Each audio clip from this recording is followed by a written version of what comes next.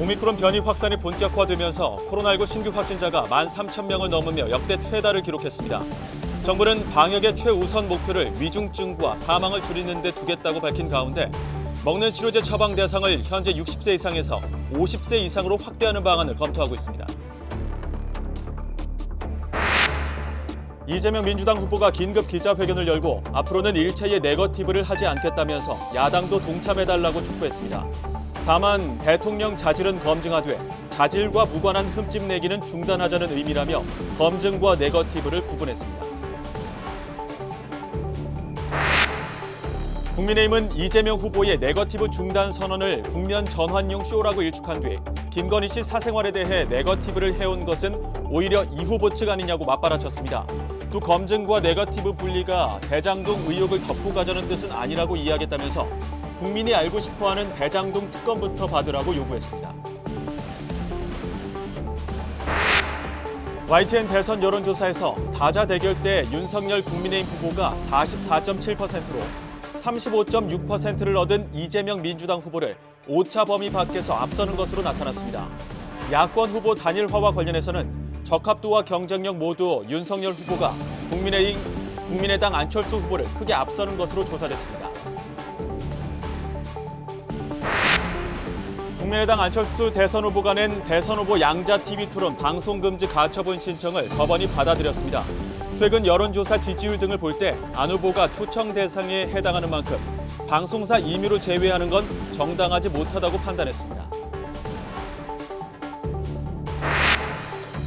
코로나19 사태가 장기화하면서 지난해 마약류 밀수가 급증한 것으로 나타났습니다. 국가 간 항공 운항이 제한되면서 여행자를 통한 밀수는 급감한 반면 온라인과 국제 우편, 화물 운송을 통한 밀수는 크게 늘었습니다.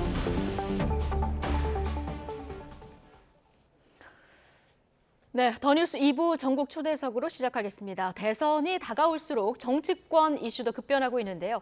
대선 전국 주요 현안 두 분과 짚어보겠습니다. 장경태 더불어민주당 정당혁신추진위원장 그리고 김근식 전 국민의힘 비전전략실장 두 분 나오셨습니다. 어서 오십시오. 안녕하십니까? 예, 안녕하십니까? 자, 이재명 후보 오늘 예정에 없었는데 정치 혁신 관련 긴급 기자회견을 가졌습니다. 앞서서 그 측근들의 7인회 백의종군 선언이 있었고 송영길 대표 어제 쇄신안도 발표를 했는데 오늘 후보가 직접 입장을 또 밝힌 거거든요. 당내에서 지금 이 정도 쇄신을 하지 않으면 좀 위기다 이런 의식이 있는 걸까요? 그동안 여러 가지 이 반성과 성찰 또 사과 또 쇄신의 목소리를 많이 내오긴 했습니다만 네. 또 연이어서 소위 말하는 7인회의 백의종군 선언 또 당대표께서 불출마를 포함한 또 종로 무공천까지 발표를 하시면서 보다 더 낮은 자세로 겸손하게 국민께 더 가까이 다가가기 위한 노력들을 하고 있습니다. 또 저희 정당혁신추진위원회에서도 세 차례 걸쳐서 혁신안을 발표한 바가 있고요. 앞으로 저희가 여러 가지 지금 백의종군 불출마 또 여러 이 혁신안, 또 네. 국회의원 초과 3선 제한이라든지 또 여러 가지 면책특권, 불체포 특권 제한 등을 어떤 여러 가지 혁신안들을 발표하면서 그동안 국민들께서 보시기에 더불어민주당이 기득권화되어 있다. 혹은 또 여러 가지 이 국민들을 위한 노력들을 좀 등한시한다라는 평가들이 다소 있었던 건 사실인데요. 네. 그 부분에 대해서 보다 더 노력하려고 노력하는 이 자세를 먼저 보이고 있다. 또 국민들께 드린 약속을 꼭 지키기 위해서 노력하겠다는 말씀드리고 싶고요. 네. 어찌되었건 이 국민의힘과 비교했을 때 아마 국민들께서도 이 윤핵관의 어떤 여러 가지 백의종군 선언이라든지 또 여러 이 불출마 선언 혹은 또 국민의힘에서 또 중진분들의 이 태도와 자세 이런 부분들을 좀 더 함께 비교하시지 않을까 이렇게 생각하고 있습니다. 예, 국민의힘과 좀 국민들이 비교를 할 것이다 이렇게 얘기해 주셨는데 어떻게 보십니까? 그렇죠. 그래서 저는 좋은 내용도 있다고 봅니다. 네. 그래서 그 기득권을 포기하고 또 정치 혁신과 정치 개혁의 방향에 의미가 있는 조치들을 먼저 제안하고 실천한다면 네. 그 뭐 여야를 가리지 않고 저는 충분히 네. 받아들일 만한 내용이 있다고 보고요. 그래서 저는 뭐 불출마나 무공천이나 아니면 측근들의 어떤 공직 임명직 공직 배제 이런 등등의 조치도 만약에 국민의힘에서 필요하다면 논의를 할 수 있다고 생각을 하는데 예. 중요한 건 이제 저희들이 볼 때 왜 그러면 민주당이 이 시기에 저렇게 갑자기 할까 그것도 네. 시리즈로 연재하듯이 저는 그런 예. 것들이 물론 그 내용 자체의 진정성을 충분히 이해하면서도 과연 그걸 실제로 이행할 만한 진정성 있는 마음가짐이 있을까 아니면 지금 지지율이 떨어지고 정체되고 하락되기 때문에 예. 이것들을 모면하기 위해서 이러저러한 카드를 쓰는 과정의 하나로서 내놓은 것이 아닌가라는 그런 진정성 여부에 대한 의구심은 있는 게 사실인 것 같습니다. 그래서 예. 그건 아마 국민들께서 판단하시리라고 봅니다. 네. 자, 오늘 이재명 후보의 긴급 기자회견의 주요 내용 중 하나가 네거티브를 하지 않겠다. 자, 이런 내용이 포함되어 있는데요. 자, 관련한 이재명 후보의 발언 그리고 이준석 대표 발언까지 함께 듣고 오시죠. 역대급 비호감 대선이라는 말을 들을 때마다 국민 여러분께 뵐 면목이 없습니다. 국민의 걱정을 덜어드려야 할 우리 정치가 도리어 국민들께 걱정을 끼쳐드리고 있습니다. 국민 여러분께 고개 숙여서 사과드립니다.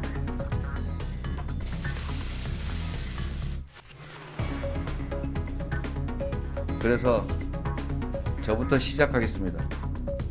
저 이재명은 앞으로 일체의 네거티브를 하지 않겠습니다. 네거티브를 확실하게 중단하고 오로지 민생, 미래, 국민들의 삶에 대해서만 말씀드리겠습니다. 야당도 동참해 주십시오. 오히려 좀 김건희 씨에 대한 좀 팬덤 현상도 있다 이런 분석도 나오고 있어요. 어떻게 보세요? 저는 팬덤 현상 같은 경우에는 뭐 일시적인 현상이다 이렇게 보는데 네. 어쨌든 그 한 나라의 이제 대선을 치르는 상황인데 결국 이제 상대 세력 또는 상대 당에서 들고 나오는 의혹의 최대치가 결국은 배우자의 사적인 대화의 녹취 파일 중에 부적절한 내용이 있었냐 없냐 이런 걸 갖고 지금 다투고 있다는 것이 민주당이 생각보다 이번 대선을 준비를 잘 안 해온 것 같습니다. 그래서 실제로 본인들의 공약이나 아니면 선거운동 방식이나 이런 것들로 관심을 끌기보다는 지금 상대 후보의 배우자에 관련된 여러 이야기들 그렇게 따지면은 저희도 이재명 후보의 배우자 되는 김혜경 씨의 어쨌든 여러 가지 음성 같은 것들 저희도 부각시킬 수 있지 않겠습니까? 근데 저희는 그런 의도가 별로 없습니다. 네. 자, 일단 이재명 후보 일체 네거티브를 하지 않겠다. 오늘 이렇게 선언을 하고 야당의 동참을 제안을 했는데 이게 이른바 지금 민주당에서 하고 있는 본부장 의혹이라든가 무속 의혹 이런 것들을 앞으로 좀 의혹 제기를 중단하겠다 이런 의미입니까? 아니면은 검증은 하겠다는 의미입니까? 당연히 후보와 후보 일가에 대한 검증은 필요하다고 봅니다. 예. 다만 이 어떤 정책과 현안에 대한 부분이 있거나 불법과 부정에 대한 부분이 아닌 좀 정말 개인적인 부분에 대해서는 저희가 언급하는 걸 좀 자제하겠다. 결국 네거티브를 자제하겠다는 표현이고요. 여러 가지 불법에 대한 부분들은 당연히 언급은 할 겁니다. 물론 후보께서 직접 하시기보다는 개별 의원들이나 또 이미 이 언론과 여러 시민단체의 고발을 통해서 이 수사가 진행 중인 사안이기 때문에 그 네. 부분을 좀 더 지켜보겠다는 말씀으로 이해하시면 좋을 것 같고요. 그럼 선대위 차원이나 민주당 차원에서 이렇게 적극적인 아무래도 의혹 제기는 안 하겠다. 그렇습니다. 자제하겠다. 이 여러 이제 사실 김건희 씨의 대화 녹취를 과정에서 저희가 보면은 여러 가지 문제되는 발언들은 분명히 있습니다.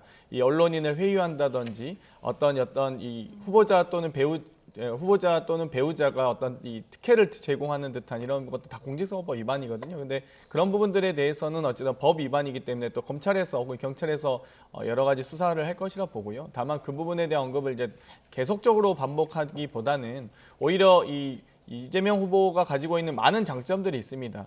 예를 들면 여러 가지 학생들의 교복 걱정을 하면서 이 무상교복을 시행했던 시장이라든지 정말 아픈 이 군대 가는 장병들을 걱정해서 시행했던 장병 상해보험 같은 도지사로서의 정책들, 또 여러 가지 공공의료, 이런 어떤 재난 상황에서도 정말 질 좋은 의료 서비스를 제공할 수 있도록 만들었던 성남의료원이라든지 또 여러 청년 배당, 또 이 소상공인과 자영업자에 대한 손실 보상 같은 경우가 다 시장 도지사 시절에 했던 그런 고민들이기 때문에 오히려 후보의 장점을 좀 다소 부각하기는 오히려 이런 방식의 여러 가지 좀 논란들이 오히려 후보의 매력을 좀 더 집중하지 못하게 한다라는 의견도 많습니다. 정책을 앞으로 부각하겠다. 자, 이런 의견이신데 국민의힘에서는 국면 전환용 쇼다 이런 반응이 나왔습니다. 그런데 지금 뭐 김건희 씨 관련 의혹도 그렇고 이재명 후보의 대장동 의혹도 그렇고 사실 이게 네거티브하고 검증하고 이 경계를 짓기 굉장히 애매한 부분이 있지 않습니까? 명백하게 그 선을 긋기가 사실 애매모호하죠. 네. 특히 이제 우리 민주당 쪽에서 민주당에서 이야기하는 네거티브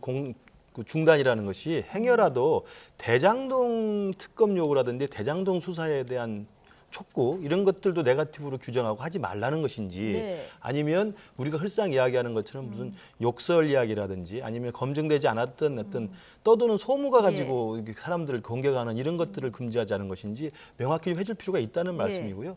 저는 그 이재명 후보가 네거티브 중단하자고 하는 것 자체는 저는 긍정적으로 평가할 수 예. 있다고 생각합니다. 그러나 그것이 지금 이재명 후보가 굉장히 불리한 상황이 되고 위기에 좀 빠져 있고 정치율이 좀 하락되고 그러면서 대장동과 욕설 파문이 계속 확대되면서 지지율이 일정한 위기를 느끼고 그것들을 좀 막아보려고 하는 게 아닌가라는 의구심을 갈 수밖에 없고요. 그래서 네. 아마 제가 볼 땐 그 국민의힘에서 나왔던 메시지가 이게 쇼가 아니냐 뭐 이렇게 이야기를 합니다만 앞으로 저는 진행되는 과정에서 대장동 특검은 뭐 아마 여기 장 의원도 인정하시겠지만 본부장 비리와 마찬가지죠. 그러니까 실제로 사건이 지금 수사 중이거나 재판 중인 내용에 대해서는 이건 뭐 네거티브로 할 수가 없는 거죠. 그 불법과 비리가 있는지 네. 분명히 파헤쳐야 되기 때문에 그런 내용 그대로 하되 제가 생각하는 것은 지금 우리 김건희 씨 배우자 논란과 관련해서 이제 사적 대화 녹음들이 막 방송에 나오면서 예. 사실 과도하게 정치적인 비난의 정쟁의 도구로 사용되고 있기 때문에 그런 문제라든지 이게 또 맞장구 치면서 또 욕설 논란이 뭐 또 확대되고 있지 않습니까? 이런 것들이 사실은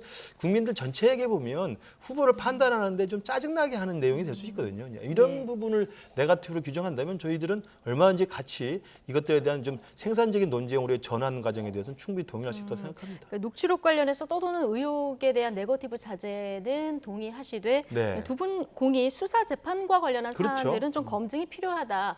자, 어떤 사안이든 같은 입장을 지금 보여주셨는데 자, 민주당과 이재명 후보의 쇄신 승부수 586 그룹 용태론과 지금 맞물려 있는 이런 상황인데요. 송영길 대표 스스로 차기 총선 불출마를 선언하면서 인적 쇄신에 마중물을 시도했습니다. 자, 그런데 민주당 내 벌써 이견도 나오는 것 같은데 관련 상황 보고 이야기 이어가겠습니다. 의원님은 용퇴하실 겁니까? 그러니까 지금 용퇴 문제가 핵심이 아니고요. 이 제도를 용퇴시키기 위해서 우리가 힘을 합치자, 노력하자. 알겠습니다. 그 제도가 뭐예요 지금? 그 바꿔야 되는 제도가 어떤 겁니까? 대표적인 게 우리 선거 제도죠. 국민들의 대표를 뽑는 선거 제도가 지금 전국적으로 다 1등을 뽑게 돼 있어요. 네. 근데 사람들이 선거하면 다 1등 뽑는다고 이제 생각을 하는데 유럽 가보면 유럽은 되게 권역별 비례제가 주된 선거 제도거든요. 잠깐만요. 우리도 이런 방향으로 선거 제도를 개혁을 해야 된다고 봐요. 새롭게 총선 불출마 선언한 86은 없죠? 없습니다. 김종민 의원님이 긴 글을 장문의 글을 올려서 이제 86 용태로 비슷한 이야기를 했습니다. 얘기를 하셨는데 그다음 다른 인터뷰에 나오셔가지고는 조금 또 다른 결의 말씀을 하시더라고요. 그리고 선언한 분은 아직 없는 것 같고 네. 김남국 의원께서 당내 두루두루 잘 아시잖아요. 그래도 대략 지금 고민 중이신 분들이 몇 분이나 되는 걸로 보이세요? 잘 안 보입니다. 그 비밀리에 이야기하고 계신 것 같아서 아직은 누가 이렇게 확실하게 명확하게 이야기한다라는 건 없는 것 같습니다. 네.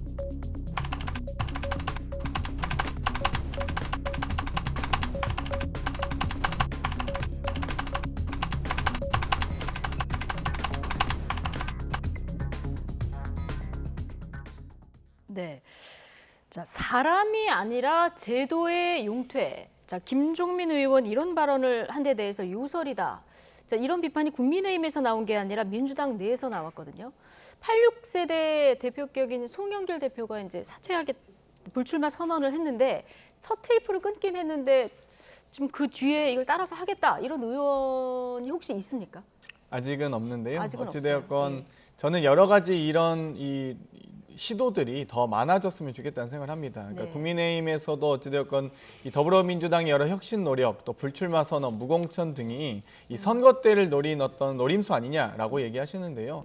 저는 선거가 정말 정치적 축제고 국민들께서 정치인을 선택하는 심판의 장이지 않겠습니까? 어찌되었건 이 과정에서 여러 가지 쇄신 동력들이 나타나게 됩니다. 보다 더 이 정치인들이 그동안 항상 좀 여러 가지 이 선거 국면이 아닌 때보다 선거 국면 후보이 되면 보다 더 낮은 자세를 당연히 보여야 되는데 그 과정에서 여러 가지 또 혁신의 노력들, 자기 희생과 자기 검열의 어떤 과정들이 또 나타나거든요. 그렇기 때문에 저는 이 삼선 연임 초과 제한이라든지 무공천, 뭐 불출마 이런 선언들이 많아졌다고 보고요. 그 과정이 만약 정말 이 2020년 8월 당시에 국민의힘 이 혁신위에서도 이 동일적 삼선 연임 제안에 대한 발표를 했었습니다. 그러면서 했던 말은 이 한 정당만 할 수 없으니 이 전체 같은 정당이 함께 공의 논의했으면 좋겠다. 그리고 이런 논의와 합의가 결국 대한민국 정치를 저는 더 발전시킬 수 있는 아주 초석이 될 수 있다고 보는데요.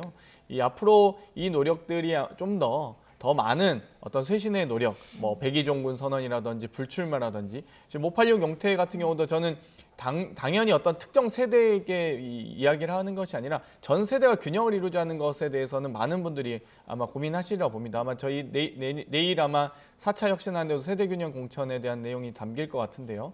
이 부분에 대해서도 저희가 이 여러 가지 586도 경쟁하라라는 말로 좀 대신하고 싶습니다. 586도 경쟁하라. 네. 예, 김근실 실장님. 인물 아닌 제도의 용태 어떻게 해석하십니까? 저도 그 김종민 의원을 개인적으로 잘 아는 친구입니다만 그렇게 그 길게 장문의 페북에다가 이제 그런 용태 필요성을 말을 했으면 저는 굉장히 많은 공감을 일으켰다고 생각합니다. 근데 그런 용태의 당위성만 설명할 게 아니라 용태의 당위성을 뒷받침할 만한 실천적인 조치가 있어야 된다고 봐요. 그게 비단 김종민 의원뿐만 아니라 이번에 송영길 대표가 스스로 불출마 선언했던 것이 만약 물꼬를 트게 된다면 저는 여야든 그런 진보 보수든 일정한 세대 교체와 정치 교체 또는 정치 혁신이라는 게 국민의힘도 마찬가지고. 저도 마찬가지로 생각합니다. 그런 것들이 필요하기 때문에 이참에 민주당에서 먼저 그 물꼬를 좀 터주면서 좀 국민들을 감동시키는 모습이 있다고 한다면 당연히 국민의힘에서도 그 부분에 대해서 압력을 느낄 수밖에 없거든요. 사실 국민의힘도 오래전부터 이 보수의 혁신, 낡은 보수의 어떤 청산 이런 것들 이야기하고 있습니다만 잘 안 되는 면이 많아요. 그래서 그런 것들을 시너지 효과를 낼 수 있으려면 이번에 민주당에서 제기된 586 용태론에 대해서 좀 실천적 조치가 좀 있기를 바라고 제 개인적으로는 그래서 송영길 대표가 첫 스타트를 끊었다고 한다면 제가 언뜻 떠오르는 것으로는 지금 이인영 의원하고 이인영 장관과 그다음에 이제 우상호 의원 정도가 아마 당시에 586의 이제 선두주자 1세대일 겁니다. 그리고 또 그 위에 있는 분들 또 계세요. 그러니까 그 우원식 의원이라든지 홍영표 의원이라든지 또 윤호중 의원이라든지 이런 분들이 또 계시기 때문에 특정 세대, 특정 연도 사람만 또 타겟으로 할 게 아니라 지금 아까 장 의원 말씀대로 전체 여야 정당의 이 원만한 세대 교체와 기득권 세력에 대한 어떤 혁신 이런 것들의 큰 방향으로 좀 의견을 모아가는 그런 과정이 됐으면 좋겠어요. 정치권 크게 봤을 때도 송영길 대표가 물꼬를 탔는데 후속 메아리가 있을지 이거 좀 지켜봐야 될 것 같고요. 자, 송영길 대표가 어제 귀책 사유가 있는 재보궐 그 세 곳에 공천하지 않겠다 이런 입장을 밝혔습니다. 그 장경태 의원께서 정당혁신추진위원회 위원장이기도 하시니까 위원회 출범 당시에는 5곳 모두 공천하지 말자 이런 얘기도 나왔는데 지금 3곳은 무공천, 2곳은 공천하는 것으로 이게 정해진 겁니까? 뭐 정해지진 않았는데요. 저희도 뭐 논의한 바는 없습니다. 공식적으로는. 어찌됐건 이 부분에 대해서 분과 차원에서의 고민을 했던 건 사실인데요. 소위 5개 지역 중에 2개 지역은 의원직 상실형을 받은 재판을 통해서 의원직 상실형을 받은 재선거 지역이고요. 당선 무효형이기 때문에 3지역 같은 경우는 이 의원 면직이라고 하죠. 본인이 사퇴의 의사를 밝히고 사퇴하셨기 때문에 보궐선거입니다. 자녀 임기를 두고 하는 재선거와 보궐선거의 좀 성격 차이가 다릅니다만 어찌되었건 이 저희의 어떤 지금 현재 당원 당규상은 저희의 중대한 잘못으로 인한 귀책 사유가 발생할 시에 이 무공천한다라고 되어 있는데 사실 종로의 경우는 사실 다소 저희가 어떤 중대한 잘못이라고 할 수 없습니다. 여러 가지 이 국회의원으로서의 혹은 또 대선 후보로서의 이 어떤 정치적 행위의 선택 또 결단이셨기 때문에 이 부분에 대한 고민들은 깊었던 것이 사실입니다. 사실 또 경기도 안성 같은 경우도 사실 선거 홍보물에 들어간 잘못된 어떤 이 문구 하나 때문에 어찌되었건 이 선거법 위반 당선 무효형이 내려지기도 했는데요. 각각의 케이스 바이 케이스로 따지면 정말 다 근거가 있습니다만 어찌되었건 저희는 보다 더 국민께 진짜 겸손한 마음으로 더 낮은 자세를 보이겠다는 말씀을 드리고 싶고요. 근데 저희가 어찌되었건 귀책서에 있는 이 세 지역에 대해서는 무공천하겠다라는 이 당대표께서의 발표가 있었던 거고요. 네. 그 이후에 또 이 공천 관련된 과정이 또 남아있긴 합니다. 아, 그렇죠. 무공천 관련해서 그런데 그 해당 지역구를 보고 뛰고 있던 분들이 계실 텐데 동의는 좀 이루어진 겁니까? 지역구 후보군들은 어찌되었건 이 당대표께서 예. 재보궐선거 같은 경우는 보통 전략공천 권한이 있기 때문에요. 이 부분에 대해서는 이 해당 경선 후보자들의 의사를 묻진 않습니다. 예, 알겠습니다. 국민의힘도 지금 규칙 사유가 있는 두 곳이 있죠. 네. 서초 갑하고 대구 중남구. 여기 국민의힘도 무공천 해야 된다고 보십니까? 논의를 아마 아직 안 한 걸로 알고 예, 있는데요. 이준석 대표는 조금 네. 말을 아끼는 것 같은데요. 그렇습니다. 네. 그리고 이제 송영길 대표가 어제 기자회견을 통해서 그런 정치적 방침을 이야기를 한 건데 그게 실제로 그 효력을 갖는 당의 공식 최종 결정인지는 아직은 확인이 안 되는 상황에서 예. 저희들도 이제서야 이제 이 보궐선거를 위한 공천관리위원회를 지금 결성을 했기 때문에 공관위에서 논의를 시작하고 그리고 공관위에서 어떻게 할 것인지에 대한 대략의 방향을 잡으면 최고위에서 다시 이것들을 또 논의해서 의결을 하는 절차가 남아 있거든요. 그래서 아마도 국민들이 대다수가 원하고 또 민주당도 정말 진정성을 갖고 규칙 사유가 있는 부분에 대해서 무공천을 한다고 한다면 똑같은 잣대로 국민의힘도 사실 그 부분에 대해서는 다시 어떤 식의 대응을 할 수밖에 없는 네. 게 있거든요. 그래서 그런 것들은 향후에 아까서 나왔던 586 용태론과 그다음에 불출마라든지 측근들의 임명직 배제라든지 이런 등등과 맞물려서 이 대선이 그야말로 역대급 비호감이라는 대선에서 좀 벗어나서 정치를 바꿀 수 있는 그리고 네. 국민들 앞에 여야 정당들이 좀 새롭게 혁신할 수 있는 그런 계기가 된다고 한다면 누가 그걸 반대할 수 있겠습니까? 네. 그러니까 저희는 저도 좀 말씀드리고 싶은 게 이 더불어민주당의 쇄신과 혁신 의지만큼이나 또 그런 노력들을 이 가치 공의, 이 폄하하거나 이러지 말고 오히려 이 대한민국 정치 발전을 위해서 국민의힘도 사실 여러 정말 이준석 대표를 애취급했던 많은 중진 의원님들 계시거든요. 그런 분들부터 또 지금 김근식 우리 실장님도 마찬가지로 사실 험지에 출마하셨기 때문에 오히려 이렇게 상황이 그렇긴 한데 그 주호영 후보께서 전당대회 때 그러지 않았습니까? 나경원, 이준석 후보는 원내가 아니어서 불안정하다고 하셨는데 주호영 대표께서도 네. 사실 대구가 아닌 수도권에서 출마하셨으면 원내가 아니실 가능성이 높죠. 예, 알겠습니다. 어쨌든 민주당이 지금 민심을 얻기 위해서 인적 쇄신 승부수를 던졌는데 이게 정치권 전체로 또 파장이 이어질지 지켜봐야 될 것 같고요. 지지율에는 어떤 영향이 있을지도 지켜봐야 될 대목입니다. 자, 오늘 나온 YTN 대선 여론조사 결과를 좀 정리해 드릴 텐데요. 특히 20대 남녀 표심의 흐름도 좀 주목해서 보시죠. 박석은 앵커가 정리해 드립니다. 네, 이제 대선이 40여일 앞으로 성큼 다가왔습니다. 여론의 움직임에 후보들이 조금 더 신경을 쓸 수밖에 없는 상황인데요. 먼저 YTN이 리얼미터에 의뢰해 지난 24일부터 25일 실시한 여론조사 결과부터 보시죠. 네, 윤 후보와 이 후보의 지지율 격차가 조금 더 벌어졌습니다. 9.1%포인트로 오차범위 밖에서 윤 후보의 상승세가 두드러졌습니다. 뒤이어서 국민의당 안철수 후보가 9.8%, 그리고 정의당 심상정 후보가 3.9%를 기록했습니다. 연령대별로 보면 특이사항이 눈에 띕니다. 바로 20대입니다. 이 후보가 20%, 윤 후보가 53%를 기록하며 두 후보의 20대 지지율 격차가 무려 33%포인트 벌어진 건데요. 자, 오마이뉴스가 리얼미터에 의뢰했던 조사 결과를 보면 20대 안에서도 성별에 따른 차이가 발견됩니다. 12월 4주차부터 올해 1월 3주차까지 매주 실시한 조사 결과인데요. 20대 여성의 지지율은 양당 후보 모두 30%를 밑돌며 어느 후보에게도 마음을 주지 않고 있습니다. 하지만 20대 남성의 지지율 추이는 명확하게 갈렸는데요. 1월 첫째 주부터 윤 후보 지지율이 크게 올랐죠. 자, 결국 20대 지지율이 윤 후보가 더 높은 이유는 20대 남성의 마음을 사로잡았기 때문으로 풀이해 볼 수 있는 겁니다. 여론조사 결과만 보면 이 후보는 20대 여성을 공략하기 위해 이렇게 많은 약속을 하고 있지만 아직까지는 반향을 얻고 있지 못한 것 같습니다. 반면 윤석열 후보, 아예 이남자 표심에 집중하는 행보죠. 군 장병 공약, 게임의 가상자산까지 힘을 싣고 있는 모습입니다. 이번 선거, 20대 표심을 누가 가져오느냐가 승패를 가를 것이라는 분석이 많은 가운데 후보마다 셈이 복잡해 보이는데요. 다만 예민하게 반응하는 20대 표심인지라 두 후보의 캠프는 절대 편가르기는 아니라며 조심스러운 행보를 이어가고 있습니다. 네, 뭐 여론이 일주일 단위로 출렁출렁하고 있어서 그 출연하시는 분들 희비도 매주 엇갈리는 이런 상황입니다. 표정들이 매주 바뀌고 계신데, 자 20대 민심 지금 박석원 앵커가 정리를 해줬는데 이게 거의 20대 민심은 후보가 어떤 행보를 보이느냐, 어떤 정책을 내놓느냐에 따라서 굉장히 빨리 지금 달라지고 있는 상황입니다. 20대 남녀 표심도 지금 굉장히 다른 이런 양상을 볼 수 있는데 어떻게 분석하고 계십니까? 저희 그 윤석열 후보의 지지율이 연말에 많이 하락을 하다가 네. 사실은 다시 반등하면서 지금 올라가고 있는 추세를 이제 동력을 잡긴 잡았는데 네. 그 첫 번째 타겟이 바로 20대 남자층이었다는 것이 이제 확인이 되지 않습니까?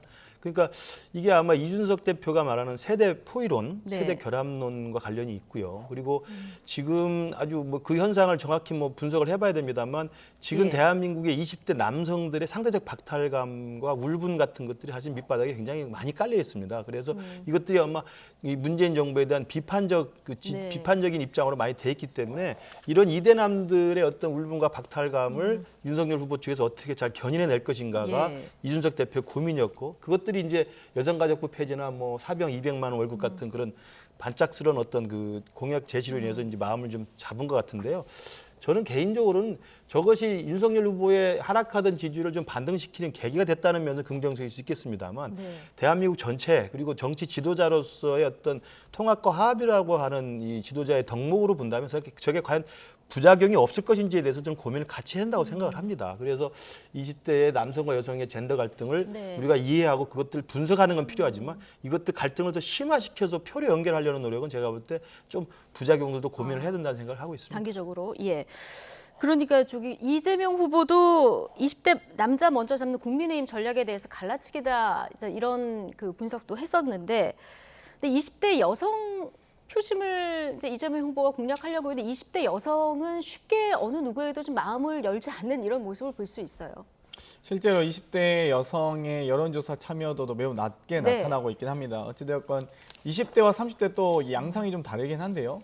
특히 20대 같은 경우는 이 보수화되었다, 무관심층이다라고 표현하는데 전혀 그렇지 않습니다. 오히려 네. 철저하게 이번 선거에서 20대와 30대는 이익 투표를 할 것이라고 보고요. 여러 가지 불과 김근식 실장님께서도 얘기하셨지만 3주 전 조사만 해도 20대에서 저희가 거의 2배 가까이 차이로 이재명 후보가 20대 남성에 대해서도 이긴 적이 있었습니다. 예. 어찌되건 그 과정이 지금 여러 가지 이 변동폭이 매우 크고 넓다고 말씀드릴 수 있을 것 같고요. 아마도 이제 설 이후에 또 여러 가지 이 후보 간의 1대1 토론, 제가 보기엔 가장 이 선거 국면에서 크게 작용할 것이 아마 1대1 토론 혹은 다자간 토론이라고 봅니다. 법정 토론의 수는 3회인데요. 윤석열 후보께서도 3회가 너무 적다고 하셨고 아마 7회로 늘리는 이 여러 법안들도 있기 때문에 1대1 혹은 다자간 후보 간의 토론을 통해서 아마 많은 국민들께서 누가 대통령의 자질이 있는지 이런 부분들 판단하지 않을까 이런 생각이 듭니다. 앞으로 대선까지 계산해 보니까 6주 남았더라고요. 몇 번은 또 지지율이 출렁거릴 네. 수 있기 때문에 정말 민감한 시기에 말과 행동 다 조심해야 되는 이런 시기고.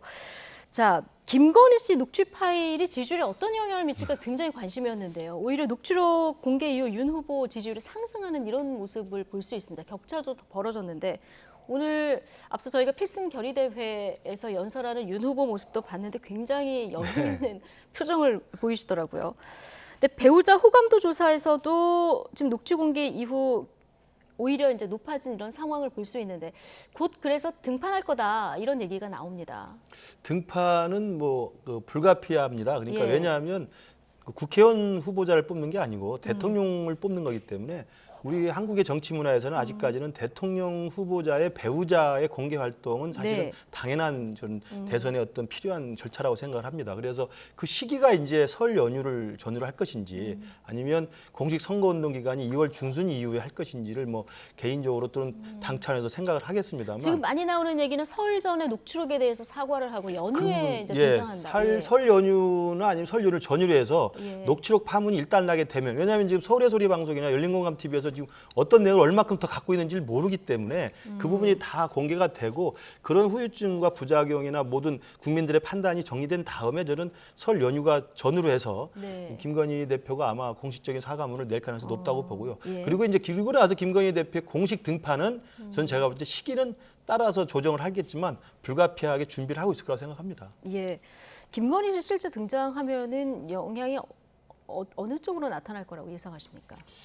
뭐 영향을 예측하긴 좀 어렵습니다만 어찌되었건 김건희 씨가 그동안 이 여러 가지 많은 또 이 발언들 구설수들을 남겨놓았기 때문에 뭐 무속인 발언부터 시작해서 뭐 정권 잡으면 가만 안 두겠다 뭐 등등이 있었습니다. 아무튼 그 부분에 대한 기자님들의 질문이 좀 있지 않을까 이런 생각이 들고요. 지금 등판했어도 진작 등판했어야 되는데 계속 등판하지 않고 계셔서 예를 들면 경선 중에도 이후에 등판하시겠다고 했고 네. 출범식에도 이후에 등판하시겠다고 했고요. 또 7분 기자회견도 기자님들 이제 질문도 안 받으시고 바로 퇴장하셨고요. 오늘 있는 결의대회마저도 지금 어찌됐건 참석하지 않은 것 아니겠습니까? 대통령 후보 부인께서 사상 초유의 이 불참이 연속 불참이 이어지고 있습니다. 어찌됐건 이 부분에 대해서 여러 가지 의혹이 있을 때 저희 같은 경우는 의혹이 있으면 여사님이나 여사님 뭐 후보 부인 수행시장을 네. 통해서 여러 가지 팩트를 체크하고 할 텐데 국민의힘 국회의원님들도 대부분 다 전혀 통화하거나 이 여러 교류가 전혀 없으시더라고요. 그래서 너무 놀랐습니다. 왜냐하면 저한테 오히려 질문하실 때 더불어민주당은 후보 부인과도 이렇게 통화를 하나요? 그러시길래 당연히 하죠. 아니 서울의 소리 기자님하고 통화하시는데 국민의힘 국회의원과는 통화 안 합니까? 오히려 제가 반문했던 적이 많이 있습니다. 어찌되었건 좀 이상한데 아무튼 좀 빨리 등판하셔서 국민들과 함께 먼저 소통하시길 바랍니다. 알겠습니다. 자, 설 연휴 민심을 잡기 위해서 두 주자 모두 굉장히 바쁘게 뛰고 있는데 오늘 안철수 후보가 지상파 3사를 상대로 낸 양자 TV 토론 방송 금지 가처분 신청은 인용이 됐거든요. 네. 자, 그럼 이제 양자 TV 토론은 무산이 됐다고 보면 될 것 같고요. 민주당에서 가처분 결과 상관없이 다자 토론 이 어떻게 할지 논의에 착수하자 이렇게 제안을 했거든요. 맞습니다. 예. 저도 이게 들어오기 전에 그래서 이양수 수석 대변인한테 지금 여쭤봤습니다. 그래서 아마 곧 입장을 발표할 것으로 보이는데요. 양자 토론이든 다자 토론이든 토론을 빨리 한다는 데에서는 입장이 변화가 없다. 네. 그리고 더욱더 많은 토론을 하기를 원한다는 게 국민의힘 또 윤석열 후보의 입장이기 때문에 네. 바로 오늘 방송금지 가처분이 인용된 법원의 결정을 존중하면서 예. 그 전자에서 바로 민주당 측과 그리고 다른 안철수 후보나 다른 심상정 후보 측과 토론 협상을 벌일 것으로 생각이 됩니다. 아, 그럼 다자 토론 국민의힘에서도 할 수 있다. 네네. 이런 입장이면 설 연휴에 볼 수 저희는 있는 적극적으로 겁니까? 환영하고요. 적극적으로 어찌됐건 예. 이 지상파 3사와 더불어서 방송 시간을 어찌됐건 비워놓은 상황 예. 아니겠습니까? 후보 간에 각자가. 그렇기 때문에 오히려 안철수 후보나 심상정 후보는 참석하시라고 제안만 하면 저는 네. 바로 동참하시라고 봅니다. 네, 알겠습니다. 오늘 두 분 분석은 여기까지 듣겠습니다. 장경태 더불어민주당 정당혁신추진위원장 그리고 김근식 전 국민의힘 비전전략실장 두 분과 오늘 함께했습니다. 고맙습니다. 감사합니다.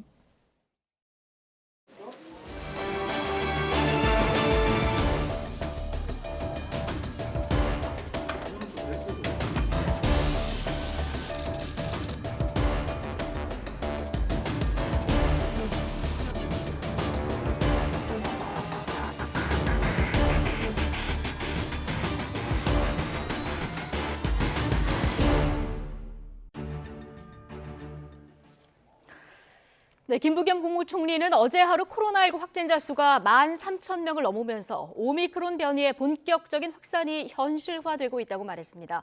급속한 확산 속도에 따라서 방역의 최우선 목표를 위중증과 사망을 줄이는 데 두겠다고 밝혔는데요. 김부겸 총리의 코로나19 중앙재난안전대책본부 회의 모두 발언 들어보시겠습니다. 오미크론의 확산세가 본격화되었습니다.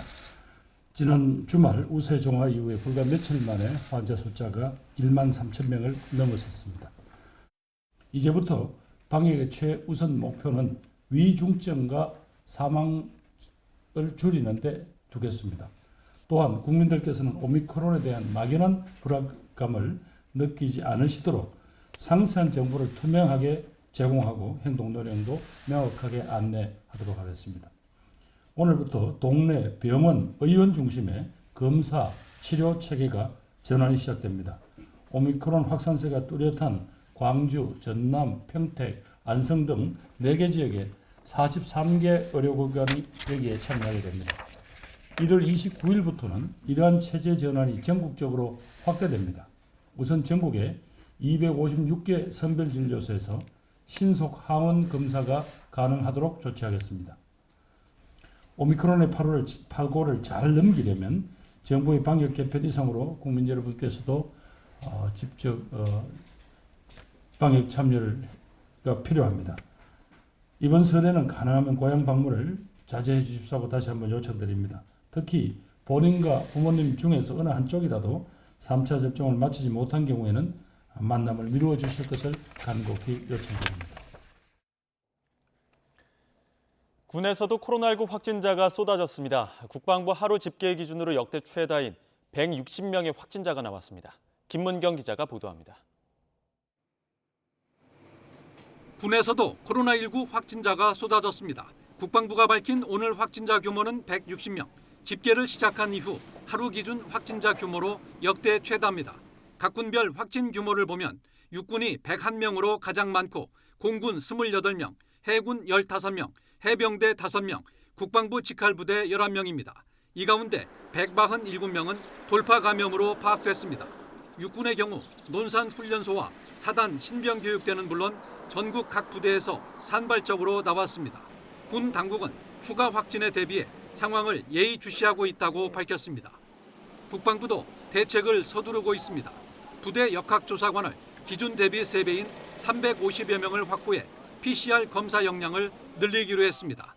아직 추가 통제는 고려하지 않고 있지만 거리 두기가 선제적으로 강화될 가능성이 높아졌습니다. 올해 예비군 훈련도 마찬가지입니다. 오미크론 우세종화의 영향이라든지 이에 따른 방역 대응 상황을 종합적으로 고려해서 3월 중에 시행 방안을 발표할 예정입니다. 군 당국은 또 확진자와 격리자 급증에 대비해 민간 시설을 임차하는 방안도 추진 중입니다. 집단 생활을 하는 군 특성상 대규모 확진에 따른 전력 공백이 발생할 수 있다는 점에서 군의 고민도 깊어지고 있습니다. YTN 김문경입니다.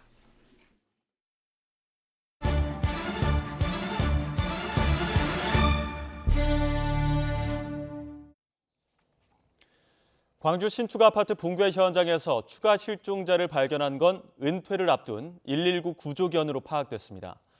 소방청에 따르면 어제 오후 5시 반쯤 중앙 119 구조본부 소속 레브라도 리트리버 수컷 소배기가 건물 27층 내부 석고벽을 향해 짖는 등 이상 반응을 보였습니다.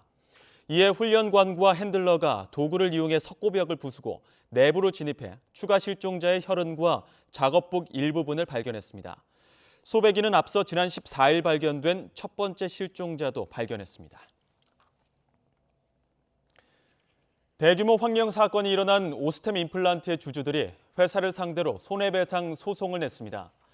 오스템 주주 26명의 법률 대리인은 오늘 서울중앙지방법원에 오스템 측과 임원, 피의자로 수사를 받는 이모 씨 등을 상대로 손해배상을 청구하는 소장을 제출했다고 밝혔습니다.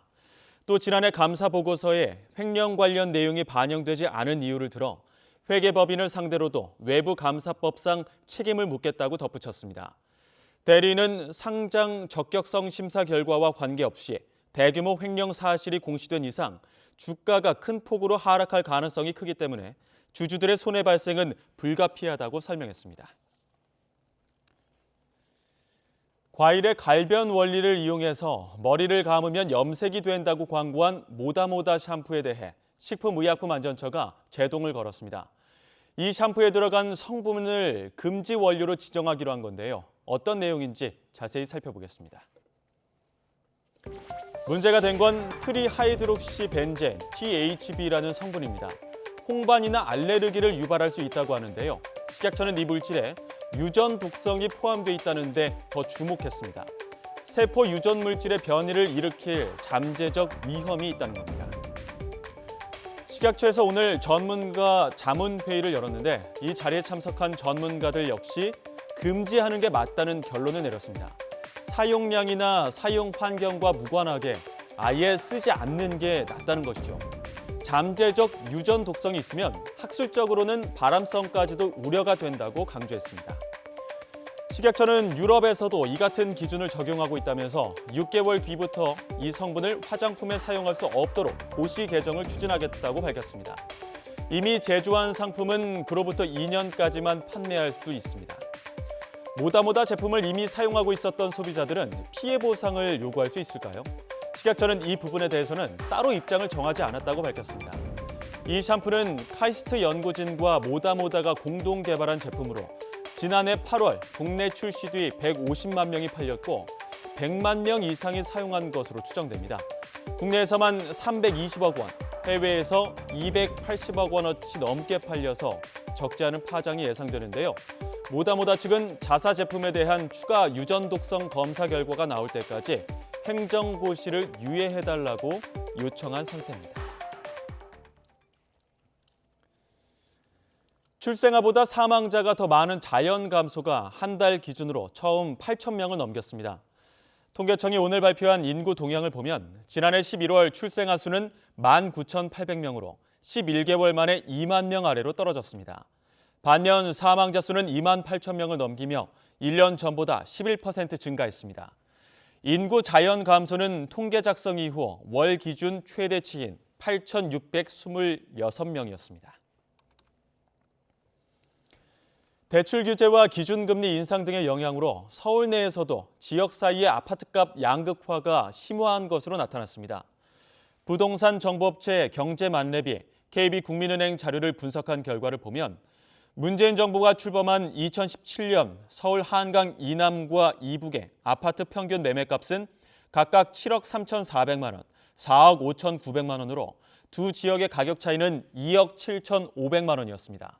하지만 이번 달에는 이남과 이북의 평균 아파트값이 각각 14억 9,900만 원, 9억 9,800만 원으로 격차는 5억 100만 원으로 벌어졌습니다.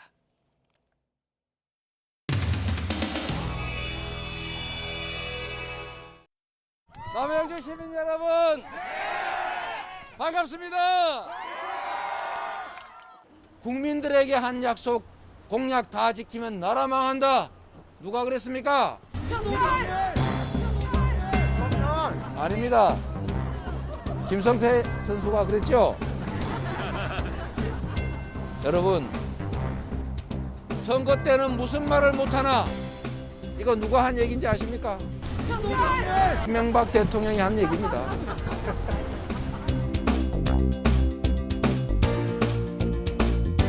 백브리핑은 혼자 하실게요.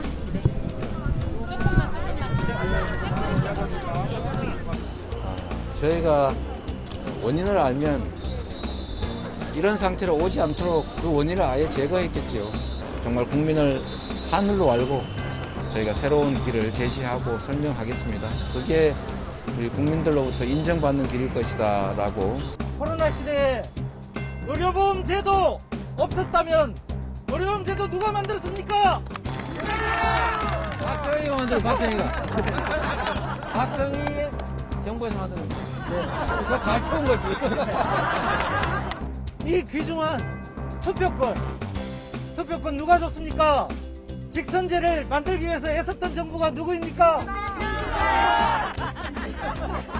네, 우리 새로운 사회를 위해서 나가는 민주당을 위해서 그렇게 하면 안 된다. 많은 지지 부탁드립니다. 고맙습니다.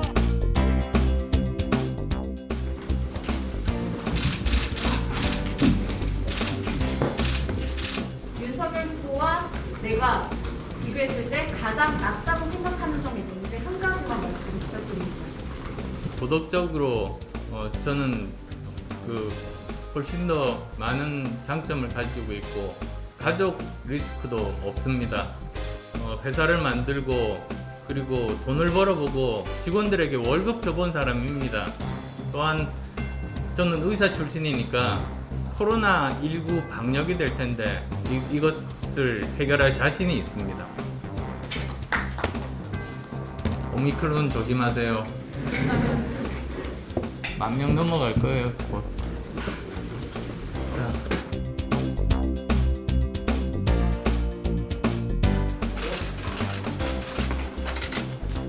네. 오늘 김건희 씨가 건진 법사와 오랜 친분이 없다고 선대본부에서는 주장을 해오셨는데 어젠가 오후에 건진 법사가 코바나 고문이었다는 명함이 확인돼 있습니다. 여기에 대해서 어떻게 생각을 하십니까? 저도 뭐 금시 초문입니다. 고문이라고 합니다. 다음 질문 답드리겠습니다.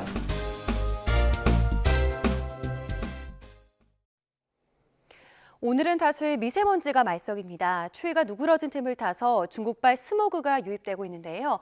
현재 전국 대부분 지역의 초미세먼지 농도 나쁨 수준을 보이고 있습니다. 내일도 대기 상황은 좋지 못합니다. 충북과 전북, 경북 지역을 중심으로 대기질 나쁨이 예상됩니다. 호흡기 관리 잘해 주시기 바랍니다. 오늘과 내일 먼지만 아니라면 내륙 하늘에는 구름만 다소 지나겠습니다. 또 내일부터는 공기가 다시 차가워지면서 이맘때 겨울 날씨를 되찾겠는데요. 강원 북부와 산간에는 한파특보가 내려지겠고요. 내일 아침 대관령은 영하 11도, 서울 영하 5도, 대전은 영하 6도로 오늘보다 3에서 6도가량 낮겠습니다. 낮 기온도 서울은 3도, 광주 7도, 대구는 8도로 오늘보다 1에서 3도 낮겠습니다. 설 연휴가 시작되는 주말과 휴일 반짝 추위가 찾아오겠고요. 휴일에는 제주도와 경남, 영동 지역에 비나 눈 소식이 있습니다. 날씨였습니다. 네, 수요일 더 뉴스 마치겠습니다. 함께해 주신 여러분 고맙습니다.